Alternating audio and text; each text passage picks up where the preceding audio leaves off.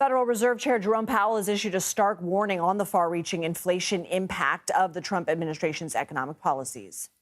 Tariffs are highly likely to generate at least a temporary rise in inflation. The inflationary effects could also be more persistent. Avoiding that outcome will depend on the size of the effects, on how long it takes for them to pass through fully to prices, and ultimately on keeping longer-term inflation expectations well anchored. His remarks come as new Commerce Department data shows retail sales rose more than expected last month. Spending increased nearly 1.5% in March from February, the largest gain in more than 2 years. Motor vehicle sales specifically rose 5.3%, driven by what some economists say is people likely trying to get ahead of possible price increases.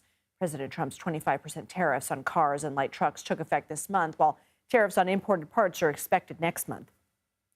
CBS News MoneyWatch correspondent Kelly O'Grady joins us now. Kelly, what does this increase in automobile sales tell you about projections for the industry? Well, people were buying cars and they were buying them in droves. We've actually visited a number of dealerships that said their inventory on the lot, they normally have about a couple of months inventory, was almost gone because people were trying to get in ahead of that tariff deadline so they wouldn't pay that price increase. Now, the thing is that 5.3% number that you mentioned, it was a month-over-month number. That's normally what we see an increase in automobile sales on a yearly basis. So that tells you, how many people were getting in the door to do that. For the future, though, that's where you could see it dip away because you don't need a car every month. Right. So what do you and the markets make of what the Fed chair said today? No interest rate cuts anytime soon. And honestly, I mean, they're faced with these two problems. And he said, our two mandates could have some tension here based on the current economic environment. And their two mandates are keeping inflation low, but also keeping the labor market stable and healthy and having economic growth. When you have slowing economic growth and high inflation, that's when you have stagflation. And so when you raise interest rates, that means your growth goes by the wayside even more so. But if you cut interest rates in a high inflation environment, try and help your growth, that spurs more inflation. So they're sort of between a rock and a hard place. And that's why you heard from Chair Powell, it's going to be a wait and see. We were expecting 2 cuts, right?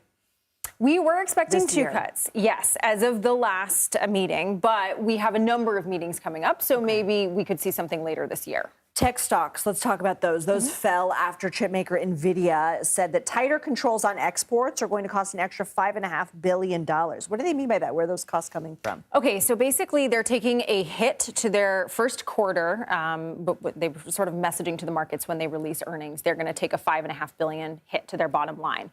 Where this is coming from is under the Biden administration, there were restrictions around what chip makers in this country could sell to China, be it from a national security perspective.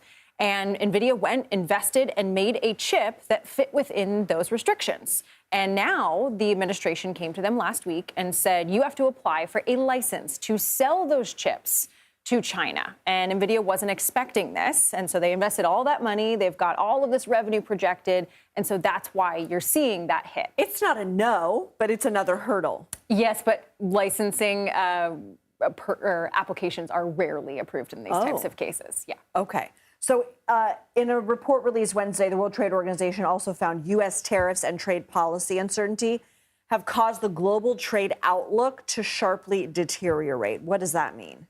So World Trade Organization, they're looking at the global economy, not just the U.S. And I mean, this is kind of expected, right? We are shifting all of the sort of global trade order. I wasn't surprised to see this.